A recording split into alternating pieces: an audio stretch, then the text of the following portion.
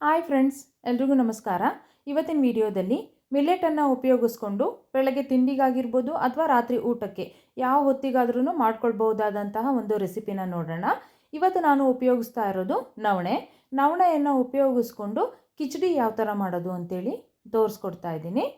Weight loss ಮಾಡೋರಿಗೆ ಅಥವಾ ನಾನಾ ಕಾರಣಗಳಿಂದ ಅಕ್ಕಿಯನ್ನು ಉಪಯೋಗಿಸ್ಲಿಕ್ಕೆ ಇಷ್ಟ ಇಲ್ಲದೆ ಇರೋರು ಈ ಥರ ಸಿರಿಧಾನ್ಯವನ್ನು ಉಪಯೋಗಿಸ್ಕೊಂಡು ಕಿಚಡಿ ಮಾಡ್ಕೊಳ್ಳೋದ್ರಿಂದ ಆರೋಗ್ಯಕ್ಕೂ ತುಂಬ ಒಳ್ಳೆಯದು, ಅಷ್ಟೇ ರುಚಿಯಾಗೂ ಕೂಡ ಇರುತ್ತೆ.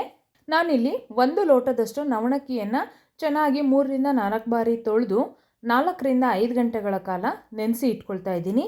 ನಾವು ಯಾವುದೇ ಸಿರಿಧಾನ್ಯವನ್ನು ಉಪಯೋಗಿಸಲಿ 5ರಿಂದ 6 ಗಂಟೆಗಳ ಕಾಲ ನೆನೆಸಿನೇ ಉಪಯೋಗಿಸ್ಕೋಬೇಕು. ಇನ್ನು ಹೆಚ್ಚೊತ್ತು ನೆನೆಸಿದ್ರೂ ಕೂಡ ಪರವಾಗಿಲ್ಲ. ಇದನ್ನು ನಾನಿವಾಗ ನೀರನ್ನು ಹಾಕಿ ನೆನೆಯಲಿಕ್ಕೆ ಬಿಡ್ತಾ ಇದ್ದೀನಿ. ನಂತರ 1 ಲೋಟದಷ್ಟು ಹೆಸರುಬೇಳೆಯನ್ನು ಚೆನ್ನಾಗಿ 2ರಿಂದ 3 ಬಾರಿ ತೊಳೆದು ಇದನ್ನು ಕೂಡ 15ರಿಂದ 20 ನಿಮಿಷ ನೆನೆಸ್ಕೊಂಡ್ರೆ ಸಾಕಾಗುತ್ತೆ. ಹೆಸರುಬೇಳೆ ಬೇಗ ಬೇಯೋದ್ರಿಂದ ತುಂಬ ಹೊತ್ತು ನೆನೆಸೋವಂಥ ಅವಶ್ಯಕತೆ ಇಲ್ಲ. ಇವಾಗ ಇಲ್ಲಿ ಒಗ್ಗರಣೆಗೆ 2 ಟೀ ಸ್ಪೂನಷ್ಟು ತುಪ್ಪವನ್ನು ಸೇರಿಸ್ಕೊಳ್ತಾ ಇದ್ದೀನಿ. ತುಪ್ಪದ ಬದಲಾಗಿ ನಾವು ಎಣ್ಣೆ ಕೂಡ ಉಪಯೋಗಿಸ್ಕೋಬೋದು.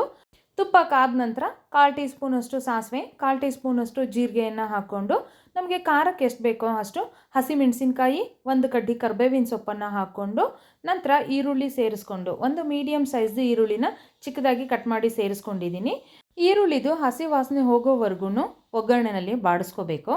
ಆ ನಂತರ ಮತ್ತೆ 1 ಟೀ ಸ್ಪೂನಷ್ಟು ಶುಂಠಿ ಬೆಳ್ಳುಳ್ಳಿ ಪೇಸ್ಟು, 1/4 ಟೀ ಸ್ಪೂನಷ್ಟು ಅರಶಿನ ಕೂಡ ಹಾಕ್ಕೊಂಡು ಶುಂಠಿ ಬೆಳ್ಳುಳ್ಳಿದು ಹಸಿ ವಾಸನೆ ಹೋಗೋವರೆಗೂ ನಾವು ಚೆನ್ನಾಗಿ ಆ ತುಪ್ಪದಲ್ಲಿ ಬಾಡಿಸ್ಕೋಬೇಕು. ಈ ಕಿಚಡಿಗೆ ನಮ್ಗೆ ಇಷ್ಟ ಆಗಿರೋವಂಥ ಯಾವುದೇ ತರಕಾರಿಗಳನ್ನು ಉಪಯೋಗಿಸ್ಕೋಬೋದು.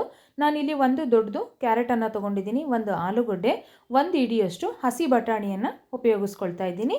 ಇದ್ರ ಜೊತೆಗೇ ನಾವು ಕ್ಯಾಪ್ಸಿಕಮ್ ಹಾಕ್ಬೋದು, ಬೀನ್ಸ್ ಹಾಕ್ಬೋದು, ಮತ್ತು ನವಿಲುಕೋಸು, ನಮಗಿಷ್ಟ ಆಗಿರೋ ಯಾವುದೇ ತರಕಾರಿಗಳನ್ನು ನಾವು ಉಪಯೋಗಿಸ್ಕೋಬೋದು. ತರಕಾರಿಗಳನ್ನು ಒಗ್ಗರಣೆಯಲ್ಲಿ ಚೆನ್ನಾಗಿ ಒಮ್ಮೆ ಬಾಡಿಸ್ಕೋಬೇಕು. ನಂತರ ನೆನೆಸಿಟ್ಕೊಂಡಿರುವಂತಹ ಹೆಸರುಬೇಳೆ ಮತ್ತು ನವಣೆ ಅಕ್ಕಿಯನ್ನು ಸೇರಿಸ್ಕೊಂಡು ಇದನ್ನು ಕೂಡ ತುಪ್ಪದಲ್ಲಿ ಚೆನ್ನಾಗಿ 1ರಿಂದ 2 ನಿಮಿಷ ಹುರ್ಕೋಬೇಕಾಗತ್ತೆ. ನವಣಕ್ಕಿ ಬದಲಾಗಿ ಬೇರೆ ಯಾವುದೇ ಸಿರಿಧಾನ್ಯವನ್ನು ಕೂಡ ನಾವು ಉಪಯೋಗಿಸ್ಕೋಬೋದು.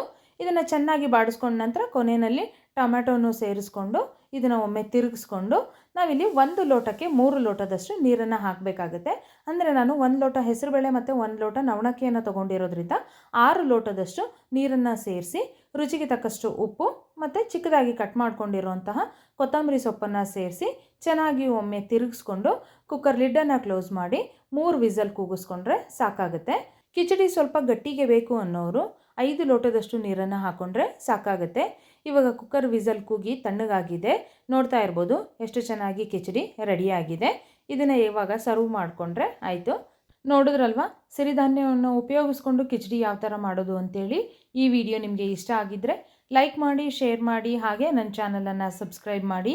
Thank you for watching this video. ಮತ್ತೆ ಇನ್ನೊಂದು ರೆಸಿಪಿಯೊಂದಿಗೆ ಹೊಸ ವಿಡಿಯೋದಲ್ಲಿ ಸಿಗ್ತೀನಿ.